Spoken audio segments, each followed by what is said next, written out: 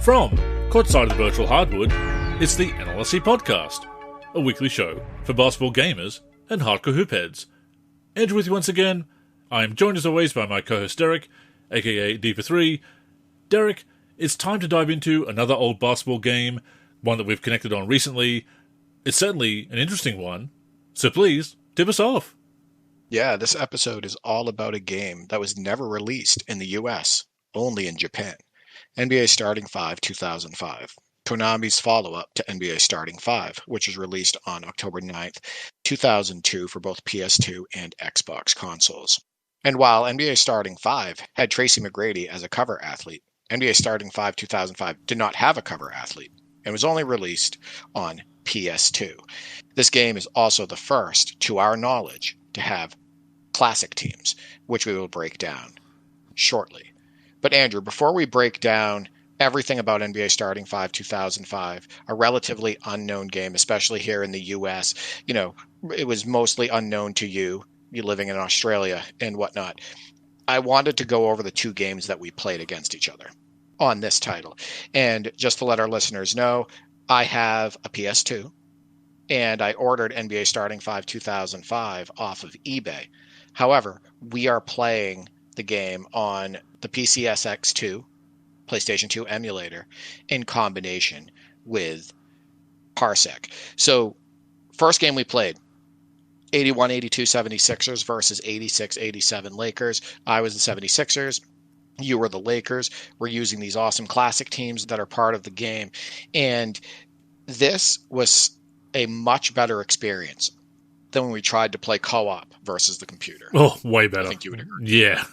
100 times better. It was also a much better experience than when I played solo against the computer. I think most games are going to be better playing against another human. But we were really impressed with the presentation. Some of the cyberfaces on the Legends are hit or miss, but the authenticity is there as it relates to the courts, the arenas, just kind of how the players play, driving to the hoop with Dr. J, throwing it down, big dunks by Daryl Dawkins. On my side, you being able to run the break and attack the hoop with Magic Johnson. And you had a couple nice moves in the paint with James Worthy. You were absolutely destroying me, Andrew, with Kareem's hook from all over the floor. And authenticity was enough, and the gameplay was good enough for us to have a good time. Yeah, like you say, that game is a bit weaker against the CPU. And a lot of the best basketball games, as we've noted, they're fun no matter how you play them. Co-op against the CPU, solo against the CPU, head-to-head, multiple players going head-to-head. The best basketball games, the gameplay is great no matter how you play. This one is definitely a head-to-head game, a much stronger head-to-head. And it was fun. There is roughness, and we will get into that, I'm sure, but there's a lot of good points, as you said. Some exciting dunks, a couple of weird ones, but definitely some exciting dunks. The skyhook, the authenticity, like you said, that just made it so fun to keep trying to skyhook you to death with Kareem. And the novelty of the classic teams as well. It's fun to play with the current teams, the then current teams as well, and there's some other special teams which we'll also break down. But those 6 classic teams, such a novelty to see them at that time. Years before NBA 2K was doing it, NBA Live wasn't doing it at the time. Yes, they had the all-decade teams, which Starting 5 2005 does have as well. But to have some classic teams with those players, some interesting choices as well, which we'll also get into. But yeah, so much fun in those sessions. Yes, the game is a little rough. You can kind of see why it wasn't released worldwide, but at the same time, I'm sorry that it wasn't. I'm glad that we've both been able to pick it up for PS2. Like you say, we're playing it on the emulator so that we don't have to mod our consoles and possibly ruin them. But yeah, I'm very glad that we've been able to get our hands on it and have some fun with it. It's a game that I think we are going to have to revisit from time to time. Yeah, and while you were skyhooking me to death with Kareem, I was beating you to the hoop with Dr. J. Yes. Right, that was cool. And I think we had to use those teams realistically due to the game's mechanics, which that's another thing we're going to get into in a minute about gameplay. Then the second game we played was using current teams. I controlled the Phoenix Suns. You controlled Ray Allen's Seattle Supersonics. And this was an interesting year for the Suns because they came off of a miserable year the year before. And in this season, it was Steve Nash's return to the franchise. And, they had Amari Stoudemire still. Sean Marion was there. I had ISO Joe to be able to use on that team off the bench. They had Q, Jake Voskuhl, who actually scored, I think, my first 6 points in that game. Reverse dunk, little jumper, etc. It's kind of fun to use him. And then, against that Supersonics team, which I also think is very interesting, it has the Ukraine train on the bench, Vitaly Potapenko. You have Danny Fortson starting there at center. They have Reggie Evans. They have the video game legend and real life legend, Flip Murray. Remember that unbelievable run? Oh, yes. He went on and whatnot. And it also had Vladimir Radmanovic, who can stretch the floor, and the always deadly Rashard Lewis, who you hit a bunch of threes on me with. So I thought that was a good matchup. I ended up pulling away and winning that game. I just had a little bit more firepower than you, especially inside, which I think was a weak point for that Supersonics team. I also want to point out that I was very disappointed to see that you didn't put Robert Swift in the video game. He was... For those who don't remember, he was a really tall center for the Supersonics with long red hair. We loved taking him in classic video games, my brothers and I, and we would do damage with him because of his size and whatnot. I was just a little disappointed you didn't put him in the game. Yeah, I didn't make enough substitutions in general. I did take Fortson out of the starting lineup, replaced him with Potapenko, also took Reggie Evans out. Much as I liked the workhorse, Reggie Evans, I did replace him with Radmanovic so I could stretch the floor, like you said. Also brought Flip Murray in. My apologies to second-year player Luke Ridnour. I wanted the legend in there. I wanted Flip in there. Look at that dunk he had, that driving dunk. I mean, absolutely worth it just for that highlight alone. So unrealistic, too, because he went 100 miles per hour to the rim. It was such a blur. Some of the dunks, like you alluded to earlier, kind of hit or miss in that game, including a dunk that happened 3 times in a row between the both of us. Yeah, and it's one where they fly to the hoop, and it looks like they're going to try to do a reverse dunk, but they kind of put their arms through the hoop, through the rim, and and dunk it that way. It's a very awkward looking animation. It's not very realistic, and it happened 3 times in a row, so that was an eyesore, but there are some pretty good-looking dunks in the game. Oh, yeah, it's one of those games where when something looks good, it looks pretty good. Some of the smooth animations, the sky hooks, once again, fantastic. But, yeah, some of those dunks, a bit rough. But, yeah, as for Swift, should have brought him in. I did notice that he was number 99, so I would have been interested to see if they actually gave him a proper face, or whether he was just another one of the underdone rookies that year. We were originally going to have a different matchup, Blazers versus Magic, and we looked at the Magic's roster. Grant Hill was underdone because he was injured the year before. Dwight Howard, first overall pick, was 64 overall on the bench. So looks like there was definitely some ratings that were underdone in that game. Not unusual when it comes to rookies. It's always a guessing game. I know that from making rosters. You know that from making rosters. And it's certainly been a case with default rosters over the years, but that was definitely a little much. 64 overall on the bench, Dwight Howard. Yes, he was straight out of high school, but he was a highly touted prospect, so that was quite ridiculous. So we ended up going with the Suns and the Supersonics. Yeah, I think Robert Swift might have been a bit underdone as well, but it would have been interesting to see what he looked like. But definitely a fun game. I didn't use Ray Allen effectively, as you pointed out after the game. Should have taken more threes with him throughout the game.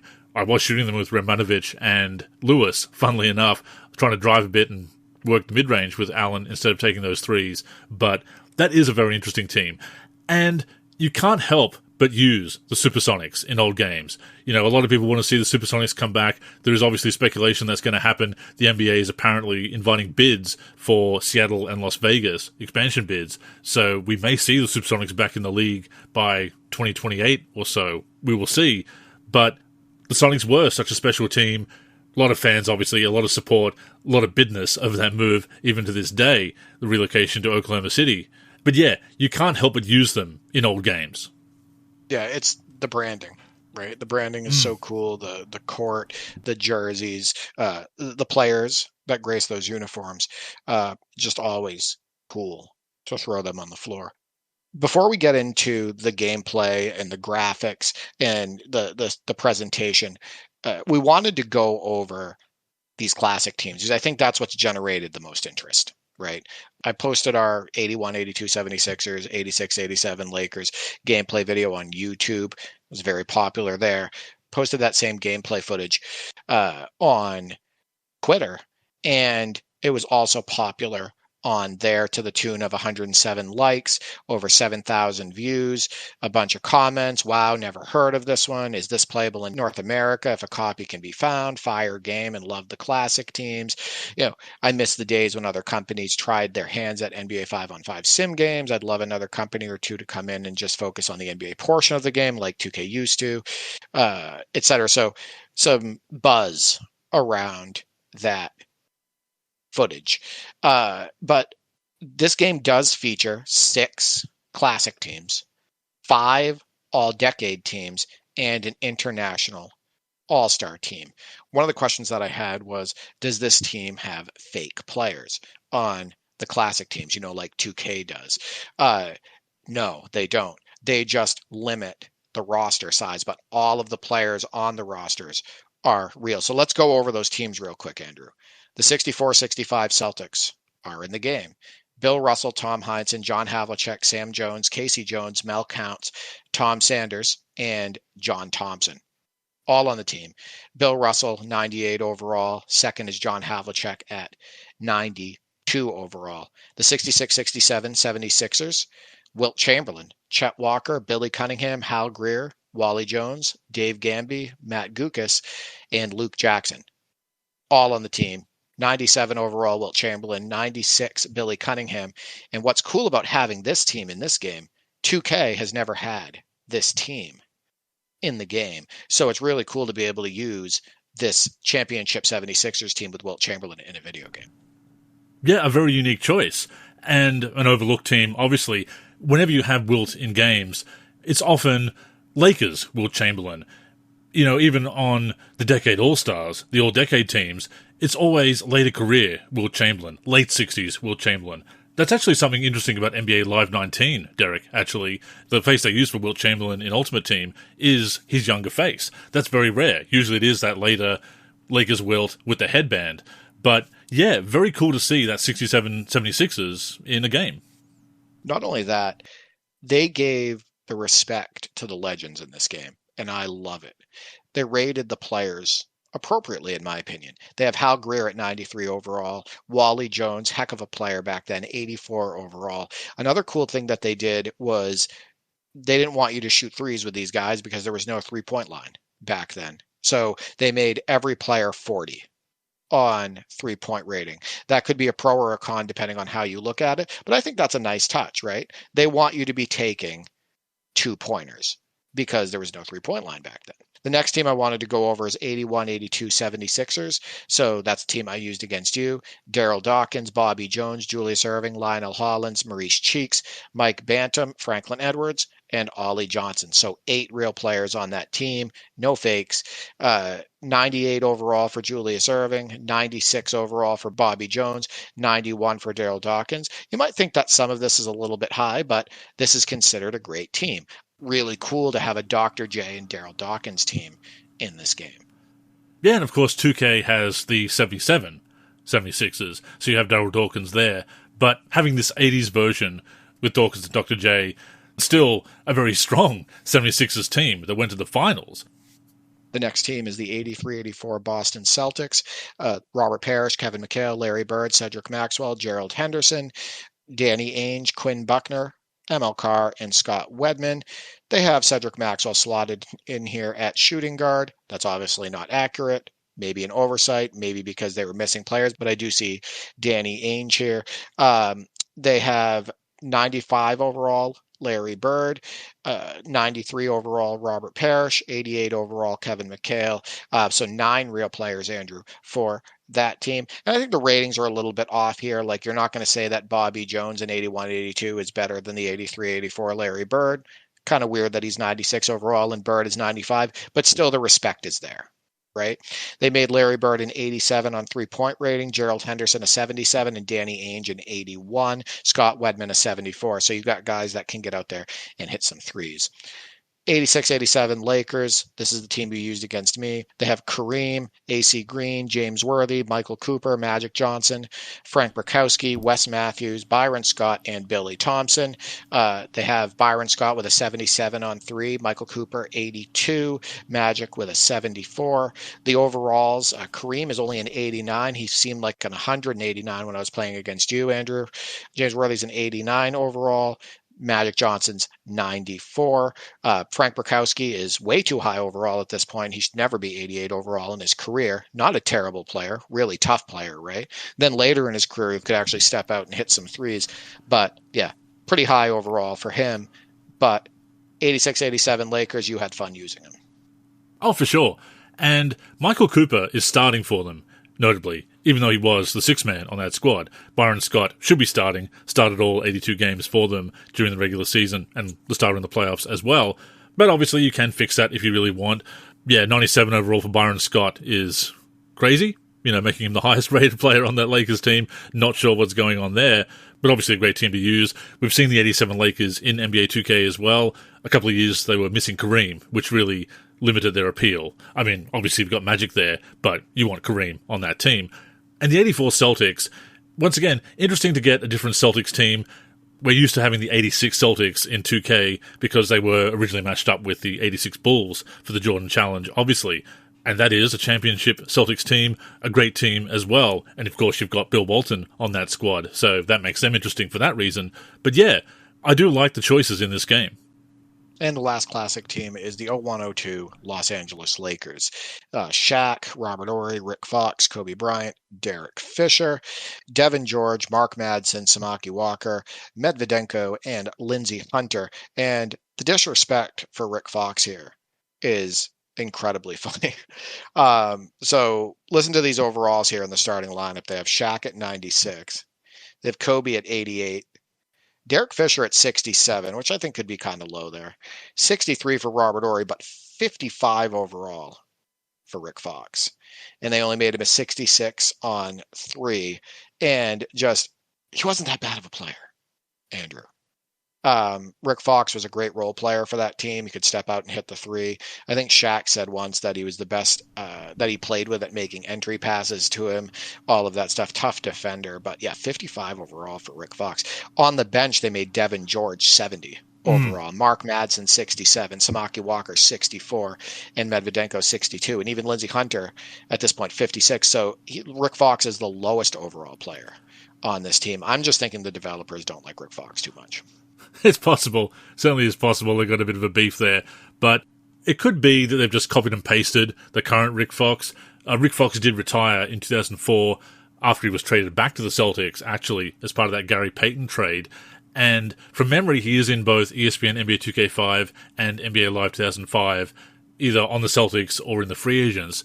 He does have the lower rating because his career was winding down. So it could just be that they've copied and pasted the current Rick Fox onto that team and not change the ratings, which is still a bit sloppy, obviously. But yeah, definitely disrespectful. 55 overall. I think it's more interesting to say that they hate Rick Fox. Yeah, so I'm going to stick with that. Let's go with that, yeah. They don't like Rick Fox. Not everybody liked Rick Fox. True. Not Doug Christie, anyway. We know that. So before we get to the all-decade team breakdown, there's also a All-Star International team. And this is a really fun video game team, Andrew. On this team is Yao Ming, Pau Gasol, Kirilenko, Manu Ginobili, Steve Nash, Jamal Magloire, former All-Star, what can you say, Andrew? Vlade Divac, Nene, Dirk Nowitzki, Tony Parker, Stojakovic, and Turkoglu. 90 overall for Yao, 91 for AK-47, 87 for Ginobili, 84 for Nash, 91 for Dirk. Stojakovic is an 89. But yeah, I want to put that team on the floor. Yeah, that's very similar to the International All-Stars that's in NBA Live around that time. And I think 2K as well had a similar one. And NBA Live also had the European All-Stars. So strictly the European All-Stars, then the rest of the world. So obviously some of those players on that international squad in starting 2005 would be on the European All-Stars in NBA Live. But yeah, those teams are fun. And It's pretty basic as far as extra content goes, as far as bonus content is concerned. But I still like they went the extra mile with content like that back in the day. Just giving us a couple of extra all-star teams to play with, something different to put on the floor. It's really fun to go back and see these teams in games. You know, the draft class teams, the draft class squads in NBA 2K back in the day. That kind of stuff I do miss. And it's weird to say that with all the content we have in NBA 2K over the past 15, 16 years, right? Sounds a little bit ungrateful. But I do like that they repurpose players from the current NBA to make these extra teams. They're just fun to use. I mean, this game also came out in 2004. True. So that's why this is even more impressive. So let's get into the all-decade teams. And I would never consider this lazy in any way. I am actually shocked at how many licenses they have here. Listen to the list of players on the all-decade teams. And remember also that most of these players are not on the classic teams we mentioned, because the classic teams that are in the game that we mentioned are 2 Celtics teams, 2 Lakers teams, and 2 76ers teams. So get this. They call them the All-Star 50s, but the all-decade team for the 50s is Red Kerr, Harry Gallatin, Dolph Schayes, Bill Sharman, Bob Cousy, Paul Arizin, Carl Braun, Easy Ed McCauley, Dick McGuire, George Mikan, Bob Pettit, and George Yardley. That is just awesome. They got Red Kerr at 95 overall, 95 for Dolph Schayes, George Mikan's 97, Bob Pettit 97. I just love it, Andrew. That's the 50s. And of course, beginning with NBA Live 2000, NBA Live did have a 50s All-Stars team, but there were definitely players there in starting 2005 that they were lacking. It took them a while to get George Mikan into NBA Live. They definitely didn't have Red Kerr. So the fact that they've licensed those players is tremendous. There is a recurring issue throughout the all-decade teams that I'll try not to harp on, but it is worth calling out, that some of the lineups are quite weird. You know, not having George Mikan as a starter, Bob Pettit, they are rated higher than Red Kerr and Harry Gallatin. So by reputation and overall rating in the game, they should be starting. Bit of a weird choice there. But again, the fact that they're in the game, and you can obviously modify the rosters to fix things like that, as we did in NBA Live as well, there were always some questionable choices. Maybe you could argue that a player should be in a different decade, or that a certain player should be starting, or the ratings, certainly. But once again, very cool that they have this content in the game. And, once again, the fact that they have some players that NBA Live didn't, NBA 2K didn't, yeah, it makes it an even cooler discovery. So moving on to the all-decade 60s team, Wilt Chamberlain, Tom Heinsohn, Elgin Baylor, Hal Greer, Oscar Robertson, that's the starting lineup, Walt Bellamy, Dave Bing, Dave DeBusschere, Jerry Lucas, Bill Russell. How dare you put Bill Russell on the bench, Andrew? And Nate Thurmond. I mean, they could have slotted Bill Russell in at power forward, but he was technically a setter, so I kind of see why they put Wilt Chamberlain over him as a starter, at least from a pure stats standpoint, I guess. But from a winning standpoint, Bill Russell could certainly start. But then you'd be saying, how the hell can you have Wilt Chamberlain on the bench? So that's kind of a tough situation there. But the overalls, Wilt Chamberlain 97, Bill Russell 98. They gave him one higher overall. Andrew, Nate Thurman's a 97. They got the Big O, Oscar Robertson at 94, Elgin Baylor at 96. Yeah, I have to admit that I do favour the solution of putting Wilt Chamberlain at centre and Bill Russell at power forward. I know that it's not technically accurate by position. They were adversaries at centre. Bill Russell, you know, could certainly play at power forward, but was a centre. But I do think that is the better solution. It's the solution that NBA Live has gone with, so that's probably an influence on me, I'll admit. But I do think Bill Russell needs to be starting on any 60s All-Star team. Again, put him at power forward, Wilt Chamberlain at centre. I don't think you're going to have too many complaints. You've got other bigs there. You've got Walt Bellamy. You've got Nate Thurmond, Jerry Lucas coming off the bench. You're not going to be too thin in the middle if you have Bill Russell starting at power forward. Yeah, I would do the same thing. I would put him at power. For the 70s All-Decade team, they have Kareem Abdul-Jabbar, Willis Reed, Billy Cunningham, George Gervin, and Tiny Archibald. On the bench, they have Rick Barry, Dave Cowens, John Havlicek, Pete Maravich, Earl Monroe, Wes Unseld, and Bill Walton. Super fun team there. Tough for me not to want to slot Dave Cowens in at that power forward spot, to be completely honest with you. They got Billy Cunningham in there instead of John Havlicek. I mean, obviously Havlicek could fit there as well, and I'm not just being a Celtics fanboy by saying these things, just going by their careers. Nice to see the Iceman in there as well. But the overalls are 98 for Kareem. Just give you a few of them. Billy Cunningham is a 96. George Gervin is a 95. They have Bill Walton there on the bench with a 95. 96 for Dave Cowens. They got George Gervin with a 3-point rating. Why, Andrew? Because in the ABA there was a 3-point line, and he could shoot threes. So they have him with a 73 on 3, and he's the only one with a 3-point rating above 40. And obviously, you could say that conspicuous by his absence is Julius Erving. And of course, Dr. J is on the 80s squad, where he also belongs. And of course, you can put George Gervin there. George Gervin on the 80s squad in NBA Live, actually, most of the time. And it's one of those things that I think NBA 2K did do better with its all-decade teams. As much nostalgia as I have for the all-decade teams in NBA Live, in NBA 2K, having the East and the West, having players double up through the decades, if they belong on multiple decades, like Dr. J, like George Gervin, like Michael Jordan, Charles Barkley, Hakeem Olajuwon, Kareem Abdul-Jabbar, obviously. I think NBA 2K made a better choice, having them in multiple decades, but having the East and West squads obviously helped make room for those players to make multiple appearances.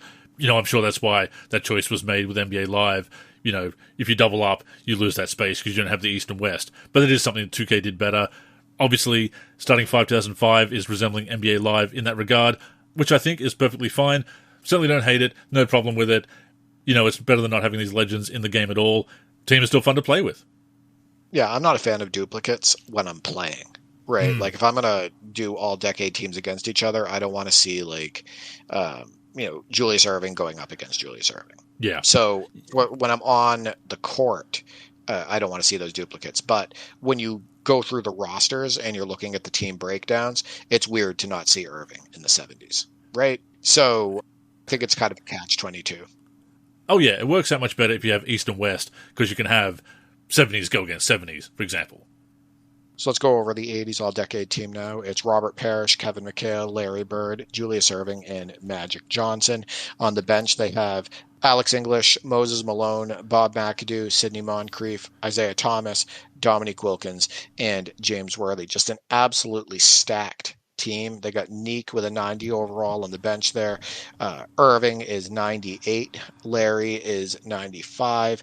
Parrish is at a 93. Magic Johnson a 94. So the best player overall on this team is actually Julius Erving at 98. And interesting, because obviously he was still a great player in the 80s, but his prime was the 70s. Bob McAdoo does show up in a lot of 80s squads. Could certainly argue that he really belongs on the 70s squads, but again, great to have him in the game. Bob McAdoo, another player that wasn't in NBA Live at the time, was in 2K from memory. Certainly is in 2K6, so I believe he's in 2K5 as well. Moses Malone, circling back to the 82 76ers, it's interesting they didn't go with the 83 76ers since he's in the game, but it is hard to go past a Darryl Dawkins team because he is so fun to play with. Those dunks that you were throwing down on me, Derek, that justifies a team with Chocolate Thunder right there. But yeah, obviously belongs on the 80s All-Stars, and you and I both love 80s basketball. I mean, we were both around for the 80s, Derek, maybe a bit before our time, but we love going back and watching highlights and games from the 80s and playing with these players. Yeah, back to the 76ers situation. Obviously, it would have made a lot more sense for them to do the 82-83 76ers that won the NBA championship rather than 81-82. But I think either it's one or two things. Either one, they didn't have enough rights, or maybe there was like a dispute about them having the 82-83 76ers in the game, or they just really love Darryl Dawkins, like I do, right? Just the dunks and the aura that Darryl Dawkins had as a player. So who knows why, but I think obviously the 82-83 76ers would have been a better choice. And then lastly, the last all-decade team is the 90s All-Stars. No Jordan here, but still a great roster of players. Dikembe Mutombo, Chris Webber, Grant Hill, Penny Hardaway, Gary Payton, Clyde Drexler, Joe Dumars, Kevin Johnson, Karl Malone, Reggie Miller, Shaquille O'Neal, and Drazen Petrovic. Cool to see Reggie Miller here. Obviously, he was still playing in the NBA at the time, so they could have those rights. But they have Reggie Miller with an 87 on 3, which actually is the same as Larry Bird. They got Drazen Petrovic with 89 on 3, 81 for Joe Dumars. The highest overall player, Andrew, on this team is Clyde Drexler at 98. They have Dikembe Mutombo at 94, both Penny and Gary Payton at 97. A little disappointing not to see Sean Kemp here. I know you were probably thinking about that when you saw this roster, but still a pretty good roster of players. I suppose not surprising because he had been out of the league for a year at that point. From memory, we had to add him to NBA Live as well, to the Legends pool and the 90s All-Stars. They lost the rights to him. As the 2000s went on, the 90s All-Stars, in a lot of games, got very thin until finally started licensing some players again towards the end of the decade. And then, of course, 2K, what they've done with the Jordan Challenge, NBA's greatest, and the classic teams since then. But yeah, once again, interesting choices with the lineup. Mutombo starting ahead of Shaq, Chris Webber ahead of Karl Malone, although I do like Chris Webber much better as a player and person than Karl Malone, and he's actually rated higher in the game. But historically, I would have to say Karl Malone should be representing the 90s as the starting power forward. Shaq certainly over Dikembe Mutombo, much as I do like Mount Mutombo. Drazen Petrovic was in 2K, not NBA Live at the time, never actually selected as an NBA All-Star, in large part because his career was tragically cut short as he was just becoming a prominent player in the league, but obviously a Hall of Famer, a tremendous player, so very cool to see him in the game. Yeah, a pretty solid 90s All-Star squad. I'll have to go back and look at NBA Live 2005's, but might be a little bit deeper. Certainly by having Petrovic and Joe Dumars in there. Pretty sure that Live 2005 didn't have Dumars. Kevin Johnson possibly, a couple of others definitely. But yeah, pretty strong representation for the 90s, even without Scottie Pippen, Michael Jordan, Sean Kemp, and maybe a couple of others.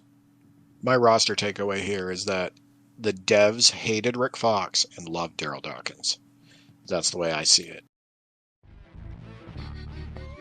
Before we go on, a reminder that the NLSC podcast comes out every week on the NLSC, NBA-live.com, as well as our YouTube channel. We're also on Spotify, Apple Podcasts, and other podcast apps. If you're listening on any of those apps, we'd greatly appreciate a review. To keep up with the show and everything we're doing with basketball gaming in general, connect with us on social media. On Twitter and Facebook, we are the NLSC. We also have an Instagram, NLSC Basketball, and on YouTube, we're youtube.com/NBA Live Series Center. Once again, visit us at nba-live.com, where in addition to the podcast, you'll also find all of our original content, as well as our forum and modding community.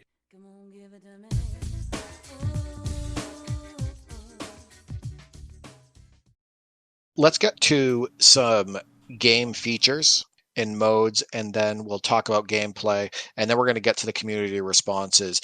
Would they have bought it if it was released in their country? Would they have bought it over NBA Live 2005 or ESPN NBA 2K5? So we'll get to that shortly. But Andrew, this game has 30 creative player slots, 3 roster data slots, season, playoff, and franchise options. However, I will let you know that, I was kind of fumbling through the menus because all the menus are in Japanese, and just kind of guessing where I was going. I didn't see that there was an option to use multiple teams with the season or franchise option, so that would have sucked for my brothers and I. There's 6 adjustable camera views: press, follow, end line, sideline, and Classic 1 and Classic 2. And what's cool is the Classic 1 and Classic 2 camera views are isometric, like the old NBA Lives. We have to give them a try the next time that we play. There's 14 songs on the game's soundtrack. There is play-by-play when you sim in your season or franchise, which is kind of cool. So you can hit the sim option and hit play, and it will tell you, what's going on play-by-play. That's kind of cool. It has full stat tracking in season and franchise. Al Albert and Clark Kellogg are on the mic. Obviously, Clark Kellogg, a familiar voice from the 2K games, and it's important to note that he sounds exactly the same, and he sounds great in this game. Al Albert has some awesome lines as well. He talked about Daryl Dawkins after a dunk, from the planet of Lovetron. There's a lot of signature stuff in this game. I think the commentary is really good. I think you would agree. Yeah, a lot of attention to detail. A lot of things that weren't in NBA Live or NBA 2K, or they were, but done a little better. The play-by-play simulation is definitely ahead of its time. NBA Live 2005 brought in sim intervention, quarter by quarter, where you could jump in, but not play-by-play. That was a few years later. In fact, I don't think it was until possibly NBA Live 08 on Xbox 360 and PlayStation 3 that Live introduced play-by-play simulation. 2K might have had it a bit earlier. I'd have to go back and check, but definitely wasn't in Live until a few years later.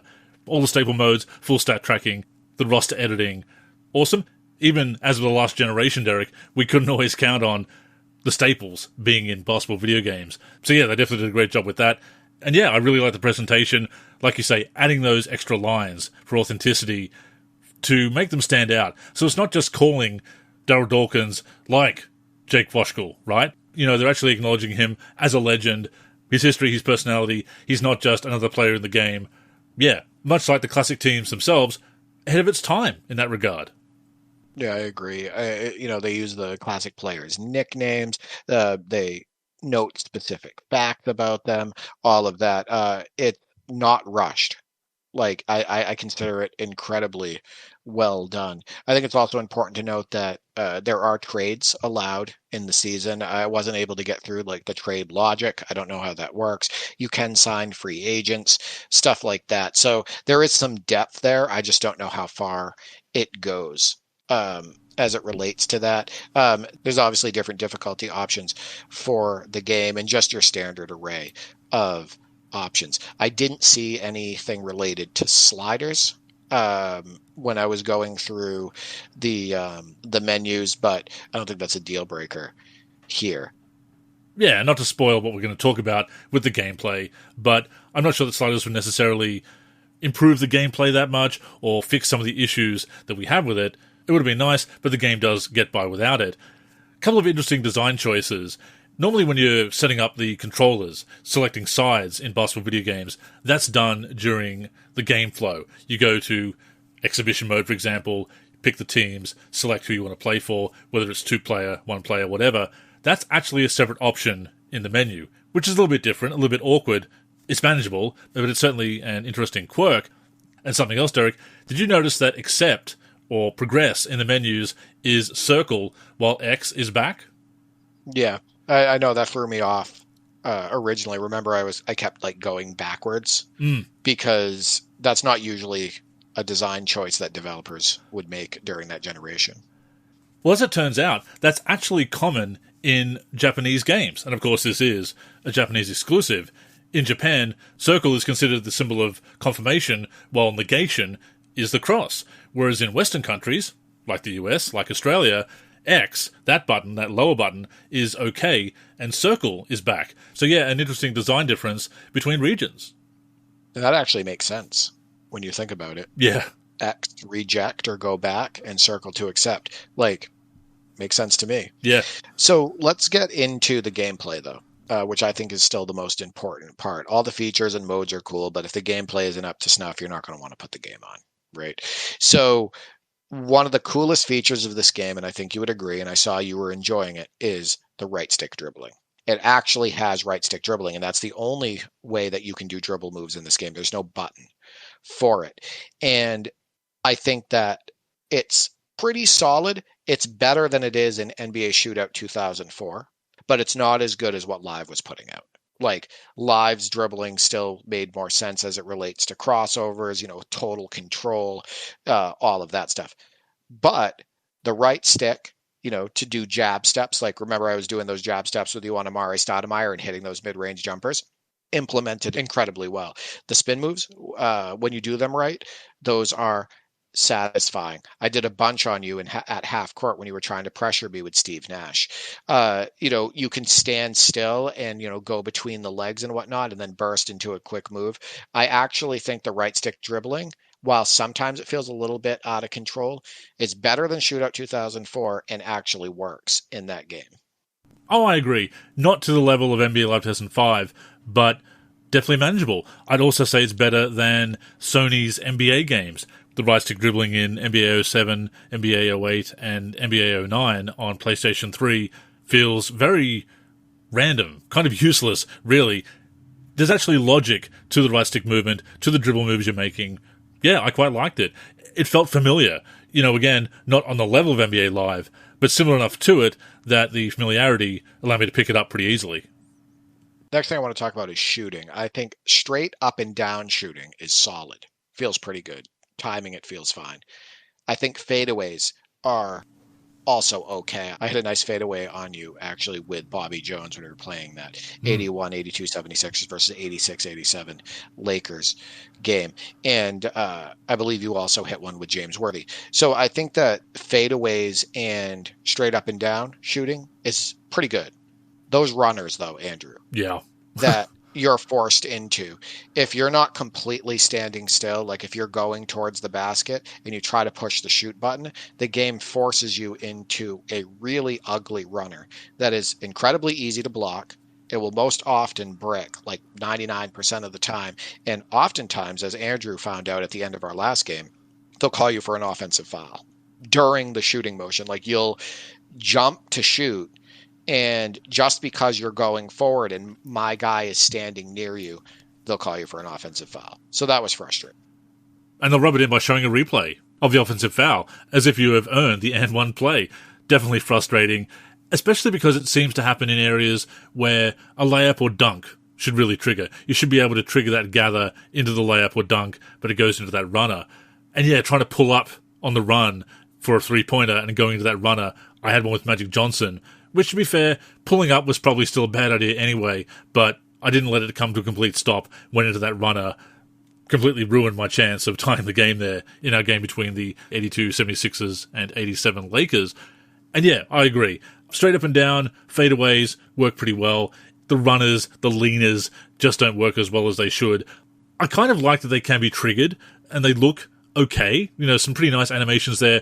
The way the players' bodies are animated on the leaners, the runners, pretty good for the time. Probably better than some of the animations in NBA Live, actually. It's a little bit awkward transitioning into them, but the players are fluid. There's not stiffness to the models when they're going into those leaners and runners, but they're just not effective enough, and they trigger at times you really don't want them to trigger. Well, speaking of replays, that's actually a strength in the game. I think you would agree. The replays are awesome on dunks, on fast breaks, outside shots. There's even a cool replay feature where I'll get by you with Dr. J and I'll throw it down, and they'll show 3 different camera views of the dunk in succession, but in real game speed. And it just looks awesome. I think some of the presentation, which we're going to get into that in a minute, I think some of the presentation in this game is very, very strong. Another gameplay feature that I think is good is you can get quick first steps. Right. I think turbo works appropriately in this game, but you saw how, I would throw an up fake and then hit a mid-range shot on you, and then the next possession down the floor, you had to respect that mid-range shot, Andrew, right? So you played a little bit up closer on me, and then I would jab step and then burst around you and throw it down. I think that's pretty well done. It's also worth noting, though, that sliding your feet in this game, there is a defensive stance button. It's not very useful. I think you would agree. The offensive players sometimes just move a little bit too fast, and it's very hard to stop that quick first step. I don't think defense overall is this game's strongest suit. It's lacking the 2-man animations. Sometimes it can feel like if you do stop somebody, it's brick wall, kind of like NBA 2K17. Tin cans. Yeah, exactly. And also like the tin can thing. But at the end of the day, that quick first step feature is pretty nice. And it's another situation where the balance isn't there when playing against the CPU, because it can stick to you like glue. It will brick wall you. So that is... that's the biggest problem with playing the CPU, honestly. Absolutely. Right? They move faster than you, the offensive player, even going laterally, like sliding side to side, and it's like 100% of the time. So, and that's on the default game's difficulty, like when you just jump in game, and you could be using somebody incredibly quick like a Julius Erving, or if you talk about a now player, maybe like a Steve Francis or something like that, and you try to round the corner and the CPU is just that much faster than you, even going side to side. So that kind of stinks. And you're stuck. They brickball you, they suction you in, yeah, and you can't really do it to them. So the balance isn't there. That is a staple of bad and mediocre basketball games. And obviously we have had a lot of fun with this game. It is far from the worst game we've ever played. I much prefer this to Fox Sports NBA Basketball 2000. You know, as fun as that is to kind of dust off and laugh at, this is one that I'd actually want to play head-to-head with you. But this is the roughness that you don't always see in the highlights. And you did a superb job of making this game look fantastic with the highlights. And I think we both played it pretty well as well. But there are a lot of rough plays that you don't see in a highlight reel. And rougher titles do have quite a few of these moments.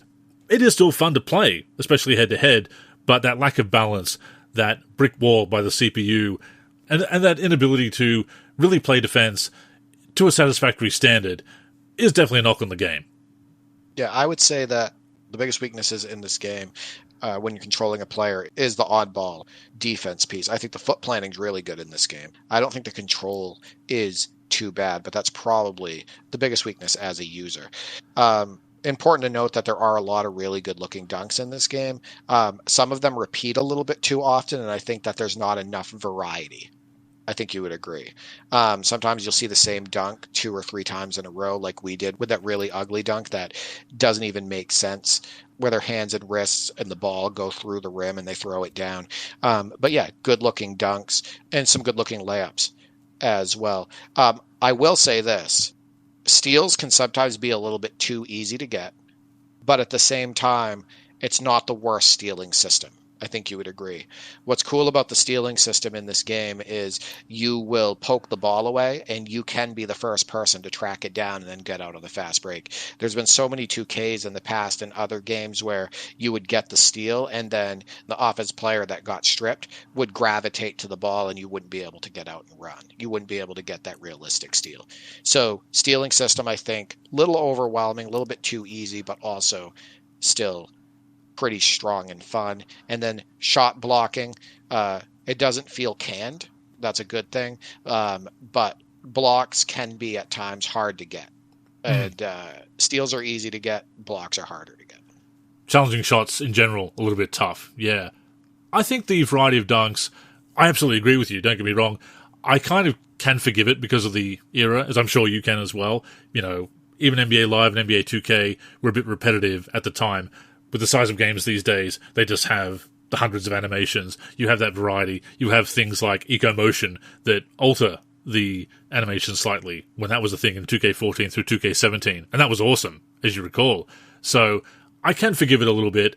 That being said, going back and playing a game from that era, you do get bothered a bit by the repetition, especially when some of the dunks are awkward, like the cradle one that we mentioned. The steal system, I do like it, but it has a familiar issue that we've seen in previous Konami games, going back to the In the Zone series, that a lot of the steals feel like they're diving steals, big digging steals, kind of very exaggerated, that will put you out of position very easily. Trying to make that subtle steal can be a little bit difficult. But at the same time, to your point, it is very rewarding when you poke it loose, you scoop it up off the floor, and get out on the break. So definitely not the worst stealing mechanics, but that big lunging kind of steal is a bit of a trademark of the Konami games.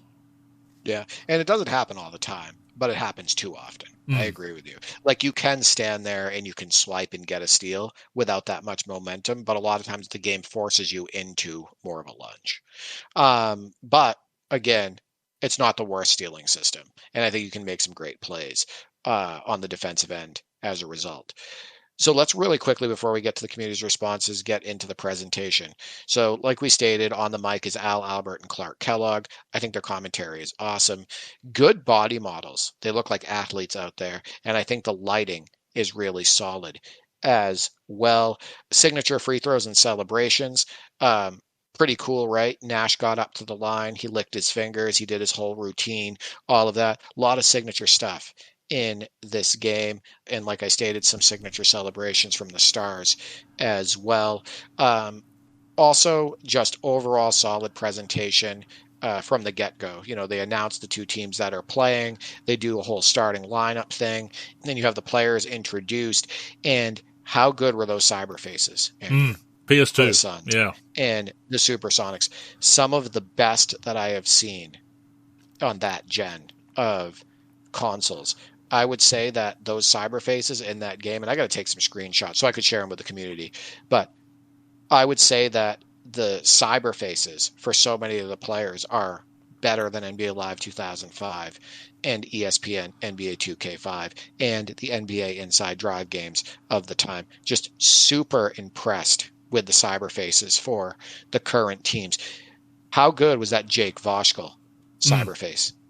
Looks exactly like him. The hairdo, the face, everything. Just super impressed by it. The legends are hit or miss with the cyber faces. Like the Irving cyber face is not very good overall. But, man, those current player cyber faces are awesome. They really did nail them. Yeah. Like you said, at least on par, and in many cases, superior to what we saw in NBA Live 2005 and ESPN NBA 2K5. Great faces, great lighting. The lighting in NBA Live 2005 has always been divisive. I don't hate it, but there is a bit of a weird glow to the players, which I'm glad they got rid of in NBA Live 06 and later games. Facial animations, seeing the expressions change as the players go up for dunks and so forth, that's something that NBA Live lost during the 6th generation. So that was very impressive to see. Like you say, the presentation, awesome. Getting back to gameplay for 1 second since you brought up free throws, it's not the worst free throw system, but I just couldn't get it to work. Yeah, so basically the way the free throw system works in this game is you actually use the left stick, and you have to bring it down and then bring it up at the last minute. So your pump and then your release. The timing got me, yeah. Yeah, and I was having issues with it, too. I missed 3 free throws with Steve Nash. That is just unacceptable, Andrew. But it's not an easy system to learn, and I'm sure it's really hard with players like Shaq, right, who have a low free throw rating. Not a huge fan of it, but you know what? It's not the worst free throw system I've ever used. Oh yeah, I feel I could get used to it a lot more than what they were doing in ESPN NBA 2K5. That is definitely one of my least favorite that year. I've seen you make free throws in 2K5 with that system, and I think I might have made one once, but yeah, I just can't get the hang of that. It does remind me what NBA Live was doing. Live 06 for the Xbox 360 had a similar system, so I don't think it's a bad concept, but just something about the timing was off, and obviously I've got a bit of lag with my terrible connection, but like you said, you've got no lag whatsoever, but you were still missing those free throws because the timing was just so awkward. So maybe not the best designed, but not the worst idea in theory. But real quick, like I stated earlier in the show, I uploaded a gameplay video for the 86-87 Lakers and 81-82 76ers matchup. And just some of the comments, people were genuinely interested in this game and really liked the footage. One user states, "How have I never heard of this one? This game looks amazing." Another user, "Oh my God, I used to have this game." Another one, just 3 fire symbols. Teddy Bear the Gamer states, "This looks really fun." MP3 states, "I think it looks really good for the time. They have definitely tried to do what NBA Live was doing back then, but I'd say the atmosphere seems better in this game." The next comment is, "This version moves better than the T-Mac version." And that's true. I agree. I think this game is definitely better than the original NBA Starting 5. I have trouble playing the original Starting 5 at all. I think it's really frustrating on the court. Next user states how many classic teams are in the game, so he's interested. Teddy Bear the Gamer again, "Can you edit players' attributes?" So he's interested in the features of the game.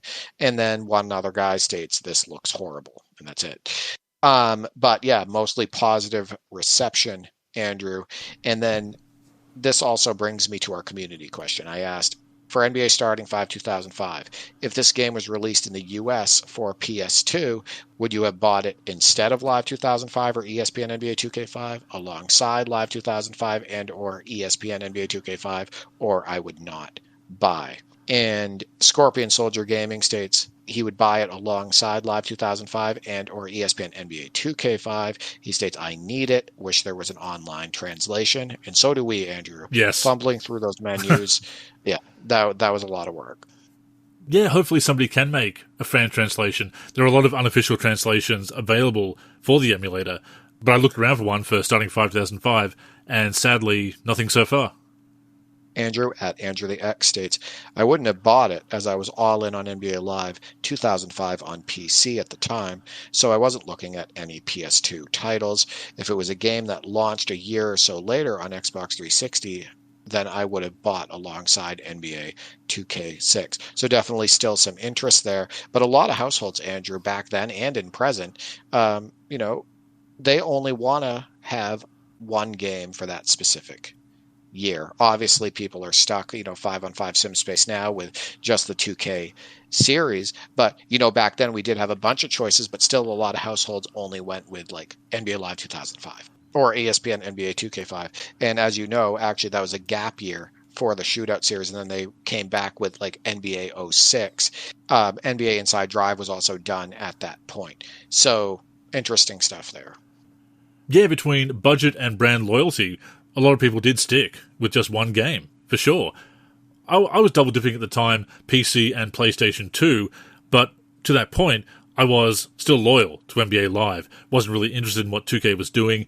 2K was also coming out months later in PAL regions, like coming out in February or March, by which point I was already all in on the latest NBA Live game, basically, or had moved on to another game, having already played through a season or whatever. So yeah, being so loyal to NBA Live at the time, enjoying the PC version as I did, modding the PC version as I was, I'm not sure that I would have bought Starting 5 2005 if it was available in Australia. I'd like to think that I would have been intrigued, that I would have had interest. I certainly would have bought it alongside NBA Live, because I did occasionally check out other games, NBA 2K and other competitors to NBA Live back in the day, but I always came back to NBA Live, so it would at the very least be in addition to NBA Live 2005, but I'm not sure because I did have a lot of brand loyalty to Live back in the day. If I had bought NBA Starting 5 2005, I probably wouldn't have played it much because it doesn't have the multi-team use from what I can tell in season or franchise mode. Because the way I normally like to play basketball games is with my brothers, and we like to start that season or start that franchise and have that stat tracking and be able to go against each other or play co-op against the computer, which I haven't seen if that's even available in this game. So not sure how much time I would have spent on it back then. And of course, the lack of polish, the quality of the gameplay, I think is an issue. I'm more open-minded now, but enjoying NBA Live as I was at the time, seeing it as the superior product on the market, the brand leader. I know ESPN NBA 2K5 is held in high regard. I think Live 2005 more than holds its own. That's a whole other debate, but I will throw it out there. I'm not sure I would have been impressed enough, open-minded enough to really play a lot of Starting 5 2005 if I'd been able to pick it up back then. I think I would have been interested, but I also think I would have been very quick to put it down once I started running into the issues. It's a novelty these days, originally discovering this game that I'd never played before, never heard of before, being able to get my hands on it and finally play it with an open mind, appreciate its strong points, while obviously criticizing its weaker points. I don't think I would have enjoyed it back in the day like I can now. Yeah, from a gameplay perspective, NBA Live 2005 and ESPN NBA 2K5 are still more solid and more well-balanced than this game. Mike P for 3 at Mike Purchard states, I would definitely have bought it along with NBA Live. I really like what they were trying to pull off. And I know back then, seeing highlights like this, I would have been sold on buying it. Sport Gaming 24 at Sport Gaming 24 states, he would have bought it alongside NBA Live 2005 and ESPN NBA 2K5. He would have liked to have all three options. He states the more the better. Royce, friend of the show, states, I would have bought it alongside NBA Live and 2K. Classic teams, all decade teams, and roster editing. I'm in. I would buy that today. And that's a whole nother topic, right? If a game like this was released, say, in the indie space, what type of audience would they have? Danny 10 at Danny GG10 states, surely, as happened back then, I would have bought NBA Live 2005 because it was what I knew. I didn't even think about 2K. But playing on the emulator on PC, NBA Starting 5 2005, Konami did a very good job, and it was just a matter of getting to know it in those years. So if it had been released in his area, he had probably seen gameplay of it, etc. He may have picked up the game. And then finally, T Gentry at Bucky_T states he would have bought it alongside NBA Live 2005 and ESPN NBA 2K5 for sure. He continues, more options the merrier, for sure. So Very cool. A lot of positive reception about the gameplay. Obviously, the gameplay video that I uploaded, Andrew, shows only the strong points of the game, and I think it shows them very well. But at the end of the day, we were still able to make those things happen on the virtual hardwood, which I think is what people appreciate. And they're like, wow, you can do that in this game? Wow, this game has these teams, all of that. So a lot of positive buzz. Oh yeah, the strong points are definitely there. You can have some fun with this game. I think we've proven that. We're definitely going to dust off again, I'm sure. Those classic teams, to Royce's point, such a draw, such a novelty, you can't go past them. I think the wise thing would have been to buy it alongside NBA Live or NBA 2K, because it does fill a gap as far as having a bit more of that sim-arcade hybrid style that Konami was often going for with their basketball video games.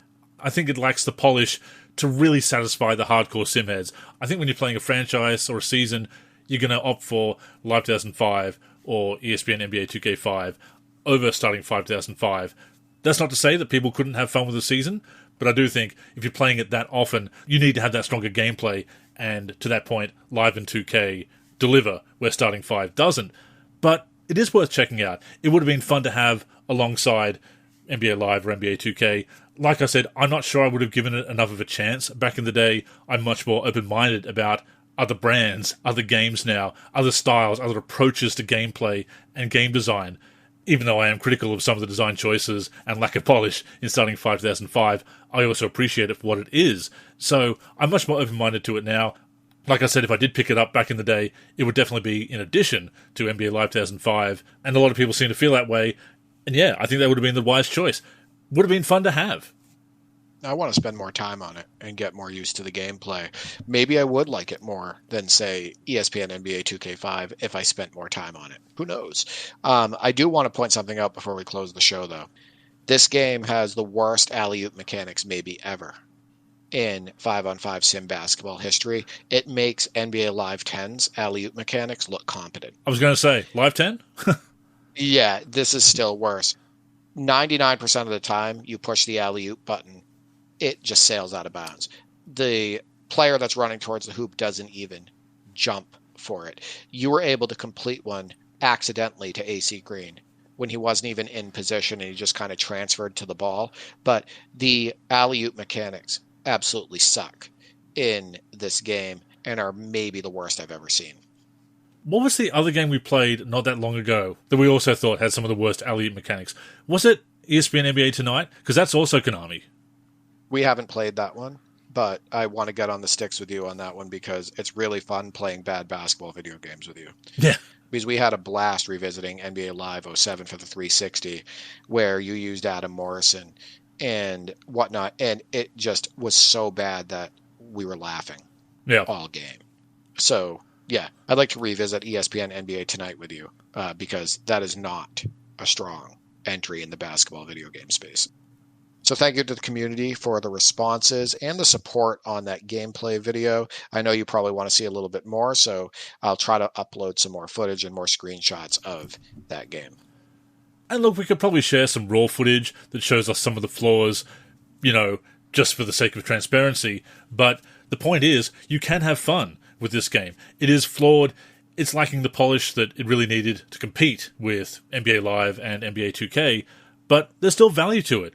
And that's the great thing about retro gaming, Derek, is going back, finding a title like this one that completely flew under our radar because it was a Japanese exclusive, and finally being able to play it and have some fun. So yeah, this is something we love to do, connecting over Parsec, playing not just our favorites, but also these oddities and these titles that we haven't spent as much time with. So you can definitely expect to see more of it. Yeah, and deep dives into these games are incredibly fun.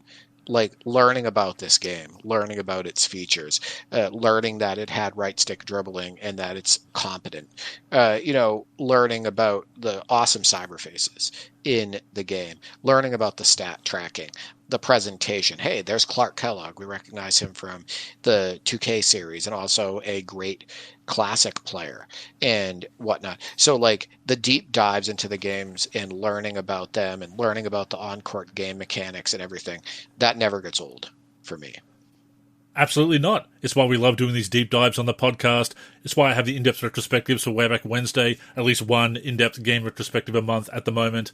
Of course, there'll be 2 in April, Derek, because for April 1st, I had an April Fool's gag where I covered Bart vs. the Space Mutants last week. You had to mention it. You can't go more than a couple episodes without mentioning that terrible game. And now you wrote an article on it, so it just all comes full circle. But isn't it funny that I went as in-depth as I would for a basketball video game? You're obsessed with the game, it doesn't surprise me. You're obsessed with Bart versus the Space Mutants. So stay tuned for our spin-off podcast about Bart vs. the Space Mutants. Or perhaps not. It is too late for another April Fool's gag at this point. But with that being said, that has brought us to the end of this week's show. As always, thank you for tuning in, and a reminder that you can catch us every week on the NLSC, our YouTube channel, Spotify, Apple Podcasts, and other podcast platforms. Also, both we and the NLSC are on social media, and would appreciate a follow. So Derek, go ahead and plug the handles. You can reach me on X, formerly known as Twitter, at D43G and at D4384. I'm also on the NLSC, D43, and on YouTube, D43. As for me, I'm Andrew in the forum, and Andrew NLSC on X and Blue Sky. The NLSC is on X, Facebook, and Blue Sky at the NLSC. We're also NLSC Basketball on Instagram and Threads. We're on YouTube at NBA Live Series Center. And of course, keep it locked to the NLSC itself, nba-live.com, for all things basketball gaming. So, thank you again for tuning in, and until next time, I'm Andrew. And I'm Derek. Go get buckets, everyone.